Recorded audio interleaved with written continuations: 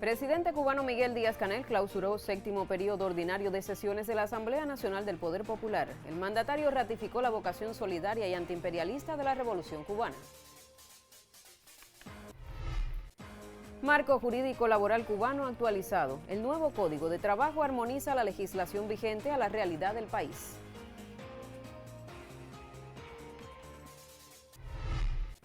Parlamento cubano aprobó nueva ley de la vivienda. La normativa es una respuesta a la dinámica demográfica del país influenciada por transformaciones económicas y sociales.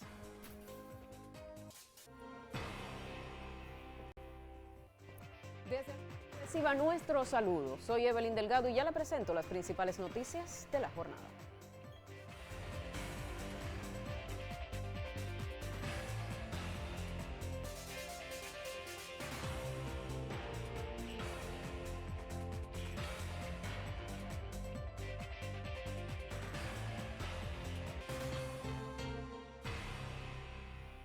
Iniciamos ya con las informaciones, lo decíamos en titulares. El presidente cubano Miguel Díaz-Canel Bermúdez clausuró el séptimo periodo ordinario de sesiones de la Asamblea Nacional del Poder Popular, resaltando el legado del comandante en jefe Fidel Castro Ruz en el año de su centenario y con un homenaje al recién fallecido comandante de la Revolución Ramiro Valdés Menéndez.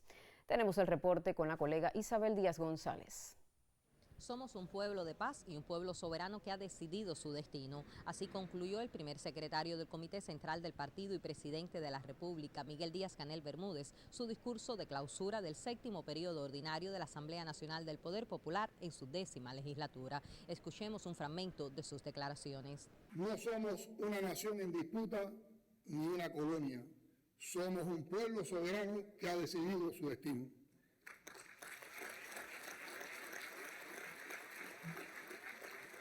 La historia nos ha enseñado que en los momentos más oscuros, cuando el imperio aprieta el cerco y las dificultades parecen insuperables, el pueblo cubano encuentra en su unidad la fuerza para sobreponerse. Eso nos legó Fidel, la convicción de que no hay situación, por complicada que parezca, sin una salida posible. Y esa salida la encontramos cuando unimos la inteligencia con el corazón, cuando trabajamos con dedicación. Las ideas de Fidel están retoñando con una vitalidad sorprendente entre personas de todas las generaciones, de todos los continentes y de las más diversas escuelas políticas. Fidel ya no es solo nuestro, se agiganta y se multiplica. Fidel vive y promete seguir librando batallas por un mundo mejor.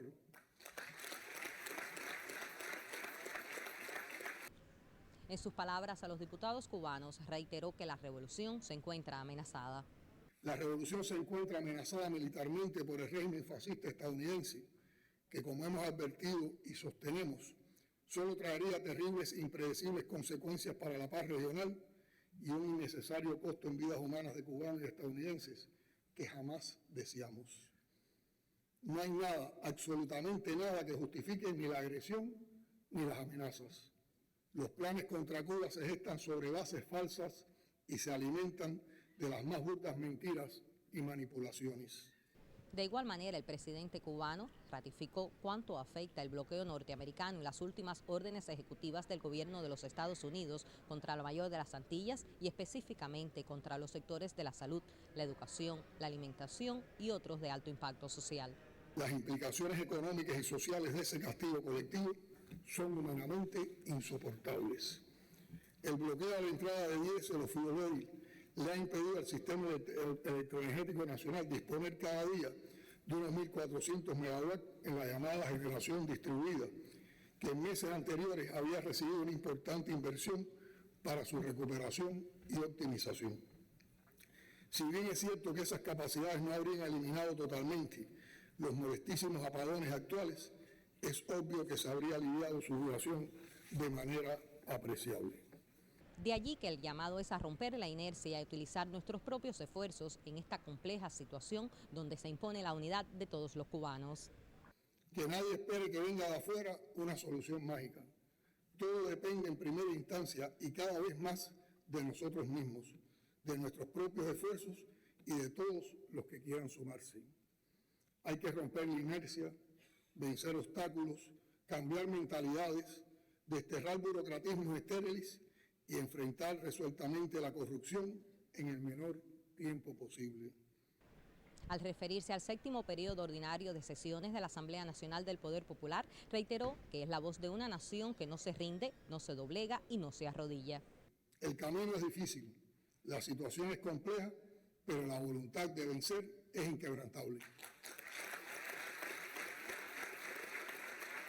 Hizo énfasis en sus reflexiones a las normativas aprobadas en este séptimo periodo ordinario de sesiones, por ejemplo, el Código del Trabajo, la Ley de la Vivienda, de Tierra Agropecuaria y Forestal, del Sistema de Identidad Personal y Domicilio y de la Administración Central del Estado. De igual manera, se refirió a las 176 transformaciones aprobadas recientemente en el país.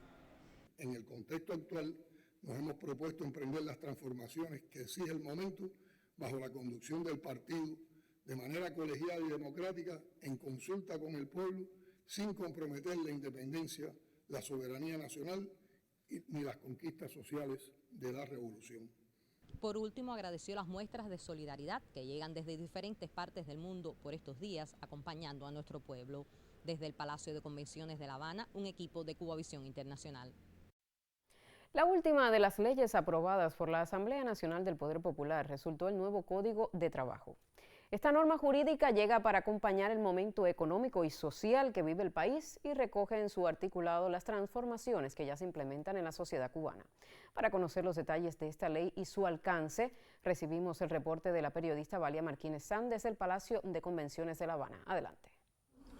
La Asamblea Nacional del Poder Popular dio luz verde al nuevo Código de Trabajo en la segunda y última sesión del séptimo periodo ordinario de sesiones de la 10ª legislatura. El proyecto fue presentado por el ministro de Trabajo y Seguridad Social, Jesús Otamendi Campos, y se sustenta en la Constitución de 2019, en el Plan Nacional de Desarrollo hasta 2030, adapta el marco legal a la nueva realidad cubana y actualiza el ordenamiento jurídico laboral. Para facilitar la comprensión y organización de los temas que aborda el proyecto, se estructuró en 4 libros. Un libro primero con la parte general, Derecho Individual del Trabajo, Derecho Colectivo del Trabajo, Administración del Trabajo. Su contenido integra 15 disposiciones normativas, un decreto ley, 4 decretos, 3 acuerdos del Consejo de Ministros y 7 resoluciones del Ministerio de Trabajo y Seguridad Social.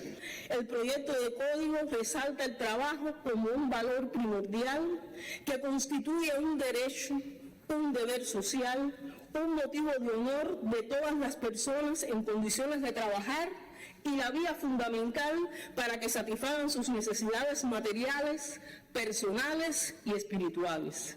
Establece, además, los derechos y garantías para la protección jurídica de los trabajadores a través de los métodos alternos de solución de conflictos, los mecanismos judiciales, así como los institucionales y sindicales para su reconocimiento. El nuevo código también acompaña las transformaciones económicas y sociales que ya implementa el país.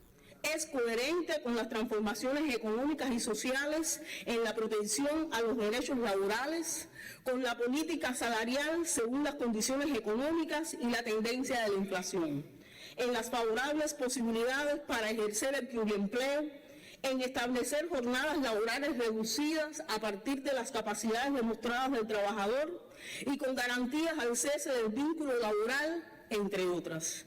Yo creo que sería muy válido recalcar que cuando se pida el permiso de 1 año para los estudios, la superación en el exterior o cualquier otro periodo que se haga, se especifique que este año no cuenta con el cumplimiento del servicio social que debe ser recién graduado cuando se incorpore. Y yo creo que otro tema fundamental y que le hemos dado seguimiento, porque sí siempre es un pedido de todos los estudiantes y sabemos además cómo el empleo en los estudiantes universitarios que hoy también estudian y también trabajan sigue siendo también esta preocupación de que sus derechos también se respeten cuando se encuentran en alguno de los trabajos que realizan, que yo creo que eso es un trabajo que con el Ministerio de Trabajo y Seguridad Social y con el convenio que tenemos firmado además, sí le hemos dado un seguimiento. Y otro tema fundamental es la incorporación. La incorporación cuando el estudiante se gradúa, ese proceso que se le da seguimiento por parte del Ministerio. Yo creo que tiene que seguir siendo una prioridad que además se recoge en uno de los apartados del Código. La ley unifica las garantías para todos los trabajadores, ya sea que pertenezcan al sector estatal, a una MIPYME o sean trabajadores por cuenta propia. Todos tienen derecho a estabilidad, seguridad social y un entorno laboral libre de discriminación y acoso en un mismo marco normativo. Más de 200.000 trabajadores cubanos del sector no estatal pudieron no solo opinar, sino participar de manera directa a partir de todos los cambios que han ocurrido también en el escenario laboral cubano, además de todos los que están reflejados en la manera en la que se contabilizó el proceso. Desafío que tenemos en lo sucesivo de lograr que esos escenarios siempre puedan contar con una participación cada vez más creciente de todos los trabajadores cubanos. Con esta aprobación, la Asamblea Nacional cierra un ciclo legislativo clave y dota al país de un instrumento jurídico que blinda los derechos de los cubanos en un contexto de cambios socioeconómicos. Valia Martínez Sam, Cubavisión Internacional. Hacemos una pausa en nuestro noticiario y al regreso continuamos informando de lo más trascendental ocurrido durante el 7º periodo ordinario de sesiones de la Asamblea Nacional del Poder Popular en esta jornada. Ya regresamos.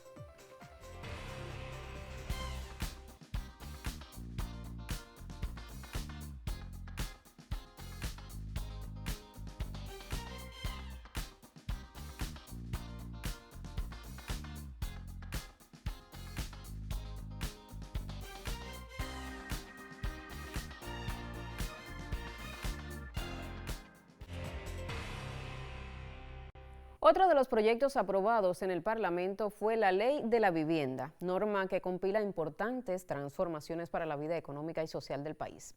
Con los detalles, el periodista Carlos Manuel Gallardo. Entre las novedades de la Ley de la Vivienda debatida y aprobada por los diputados cubanos figuró la aplicación de esta normativa a los ciudadanos residentes o no en el país. Así lo dio a conocer el ministro de la Construcción, René Mesa Villafaña, durante su intervención. Escuchemos un fragmento. Se elimina las restricciones para que las personas naturales y jurídicas extranjeras compren y arrienden viviendas. En tanto, hay un grupo de novedades que se introducen, como se explicaron aquí, la tenencia de más de una vivienda, vivienda de descanso. Otro elemento significativo resultó la compra de viviendas por entidades económicas no estatales privadas y la donación a su favor. Se regula el uso de las utilidades por las entidades económicas para financiar intervenciones arquitectónicas, cualquiera que sea, y contribuir con el pago de la vivienda que le asignen los consejos de la administración municipal a los trabajadores o a las que construyan las propias entidades para estabilizar su fuerza de trabajo. La creación de las cooperativas de viviendas como nueva forma de gestión es otra de las facilidades que ofrece la ley. Novedosa resulta la ampliación de derechos de las personas naturales y jurídicas titulares de viviendas y al propio tiempo la responsabilidad en el ejercicio pleno de estos derechos, así como la incorporación de todos los actores económicos en el programa de construcción de viviendas y sus urbanizaciones. Cuando se declara una vivienda en abandono, y la otra que es fundamental, cómo proteger a la persona vulnerable o en situación de vulnerabilidad e incluso un trabajador que no cuenta con capacidad económica para la reparación de su vivienda. Al tribunal hay que demostrarle de que existió un abandono y por consiguiente el abandono implica que haya transcurrido cierto tiempo de que la persona no se ha ocupado de su vivienda y que como consecuencia de ese abandono el inmueble está en estado de ruina. Mediante la propuesta de ley se ratifica la voluntad política del Estado cubano de desarrollar políticas públicas dirigidas a las personas que habitan en condiciones de riesgos, las sensibles por la edad, enfermedad, situación de discapacidad, violencia familiar, personas que se dedican al trabajo doméstico y a cuidados no remunerados de escasos recursos económicos y otras de bajos ingresos, a la población protegida y priorizada que por su situación habitacional el Estado prioriza favoreciendo su acceso a una vivienda adecuada por diferentes vías y al propio tiempo garantiza el ejercicio pleno del derecho de la propiedad. Desde el Palacio de Convenciones reportó Carlos Manuel Gallardo y un equipo de prensa de Cubavisión Internacional. Avanzamos con más. El coronel Mario Méndez Mayedo, jefe de la Dirección de Identificación, Inmigración y Extranjería del Ministerio del Interior, presentó ante los diputados el proyecto de ley del Sistema de Identidad Personal y Domicilio, una norma que actualiza la legislación vigente en esta materia, fortalece las garantías jurídicas de los ciudadanos e incorpora nuevos elementos como la identidad digital y un registro público integrado. Tenemos un fragmento. Estamos hablando de un proyecto de ley que cubre un grupo de aspectos, algunos nuevos, totalmente novedosos o que no tienen respaldo legal en la práctica diaria.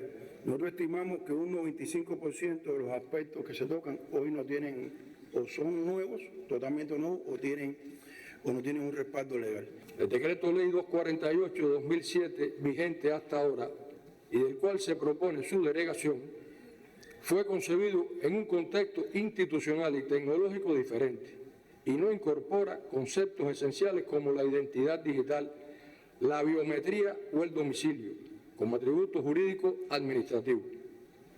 El proyecto de ley presentado responde a los procesos de transformación digital y a la necesidad de contar con un sistema de identificación único, seguro e interoperable, que facilite tanto los trámites ciudadanos como el control estatal. Abarca a micro, pequeñas y medianas empresas, trabajadores por cuenta propia, cooperativas y otros actores económicos no estatales, lo que refleja la realidad socioeconómica actual.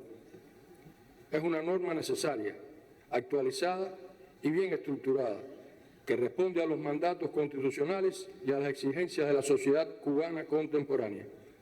El proyecto de ley del Sistema de Identidad Personal y Domicilio, una vez recibido en la Asamblea Nacional, se publicó en su sitio web para generar conocimiento de la población. La ley, una vez aprobada y reglamentada, fortalecerá la seguridad jurídica, modernizará la administración pública y garantizará el ejercicio pleno del derecho a la identidad personal y al domicilio, en correspondencia con los principios del Estado socialista de derecho cubano.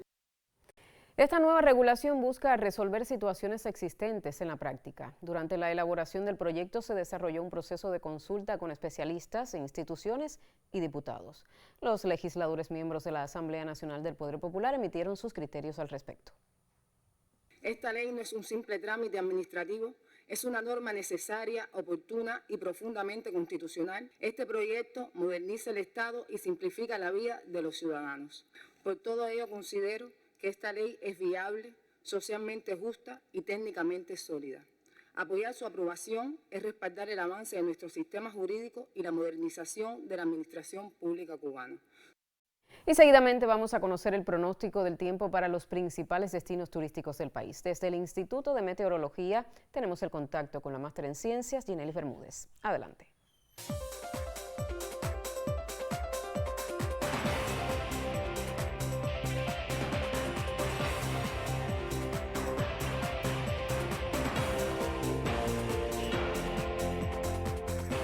Saludos, es un placer compartir con usted la información meteorológica. Persiste sobre Cuba la marcada influencia de las altas presiones oceánicas con una masa de aire cálida y seca que ha estado limitando el régimen de precipitaciones en gran parte del territorio nacional. Solo ocurren aislados chubascos y con acumulados muy poco significativos en algunas localidades del interior, incentivadas por el fuerte calentamiento del día y los factores a escala local, condiciones típicas para esta época del año. Justo así se mantendrán las condiciones del tiempo para las próximas horas. Estará amaneciendo con poca nubosidad en los destinos turísticos de la región occidental y en la tarde estará parcialmente nublado. Las temperaturas máximas elevadas, valores entre 32 y 34 grados Celsius. En los destinos turísticos del centro del país, un amanecer con poca nubosidad. En la tarde estará parcialmente nublado y se nublará en Trinidad con aisladas lluvias, con temperaturas máximas entre 32 y 35 grados Celsius. En el oriente del país, un amanecer con poca nubosidad. En la tarde estará parcialmente nublado, se nublará en Santiago de Cuba y en Bayamo con aislados chubascos y tormentas eléctricas y temperaturas máximas que se mantienen con valores entre 33 y 36 grados Celsius. La salida del sol por el punto de Maiciá a las 6:31 de la mañana se pondrá por el Cabo de San Antonio a las 8:20 pasado meridiano y se continúa la fase de luna llena. En resumen, para las próximas horas, calor y baja probabilidad de lluvias. Usted continúe en Cuba Visión Internacional.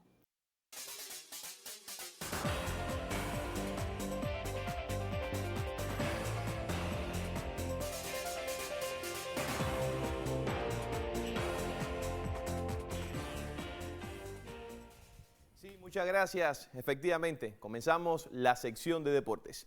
El triatlón cubano busca mejorar los resultados en las 2 últimas ediciones de los Juegos Centroamericanos y del Caribe, que fueron en Barranquilla y en San Salvador. A continuación, le proponemos un reporte especial de cómo se ha preparado y cómo llega el deporte de mar y tierra a esta justa veraniega. El triatlón cubano, representado por 5 exponentes, busca sorprender en los Juegos Centroamericanos y del Caribe de Santo Domingo 2026. Así lo confirmó a Cubavisión Internacional Alejandro Puerto, presidente de la federación de este deporte en el país.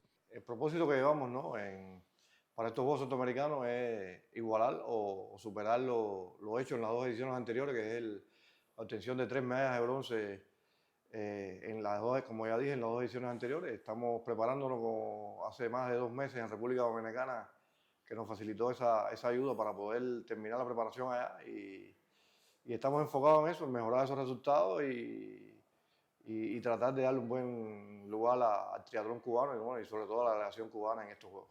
Encabezados por Leslie Amat, la rama femenina, y Alejandro Rodríguez por los hombres, los criollos competirán en las pruebas individuales el próximo 1 de agosto.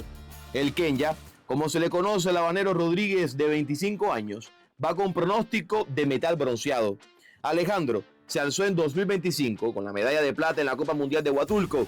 Además, en el año en curso, se llevó el galardón en la Copa América de Ixtaca. Ya desde el año pasado para acá ha ido incrementando sus resultados, ha mejorado sus resultados, teniendo medallas en Copas del Mundo, en Copas continentales. Y estamos esperando una sorpresa de este muchacho en el evento individual. Es algo que él también se lo está proponiendo, él tiene el deseo de dar un alegrón al triatlón cubano y a Cuba, y para eso se está preparando indiscutiblemente para poder cumplir con ese objetivo. En el caso de Leslie Amaya, es una atleta ya que bastante experiencia y bastante participación en Juegos Centroamericanos, llevaba un periodo de lesiones, se ha ido recuperando paulatinamente, estuvo hace poco en el Campeonato Panamericano, salió bastante bien y esperamos igual que se muestre a la altura que siempre se ha mostrado en ediciones anteriores, que con eso ha logrado poder, sobre todo, aportar a la medalla por equipo, y que es muy importante en la hora del resultado final. Completan el listado antillano los jóvenes Marco Fernández, Jorge Alemañez y la villaclareña Isabel Rodríguez. La competición colectiva se efectuará el 3 de agosto. Difícil poder elegir los 5 atletas, se nos quedaron atletas que podían haber también estado aquí participando en los Juegos Centroamericanos, pero bueno, en el caso femenino nos faltó una plaza por cubrir, tema de no participar en algunos eventos internacionales que permitía poder estar en una posición en el ranking y le permitiera la clasificación. En el caso masculino hubo varias figuras igual que con esas posibilidades, pero bueno, en estos momentos creemos que están en los Juegos Centroamericanos los que mejor en este momento están y lo mejor lo pueden hacer. Con notable apoyo de World Triathlon y de distintas federaciones, el triatlón de la isla avanza en el objetivo de clasificar a unos Juegos Olímpicos. Antes de Los Ángeles 2028 se asoma el reto de Santo Domingo, con la mira puesta también en los Juegos Panamericanos de Lima 2027. Muy buena suerte al triatlón cubano. Recuerde, compite el próximo 1 de agosto. Punto final a la sección deportiva. Muchas gracias por su atención. Gracias a ti, Ernesto Arturo. Hacemos una segunda pausa en esta emisión de Cuba Noticias y en breve estamos de regreso con otros temas. Mantenga la sintonía.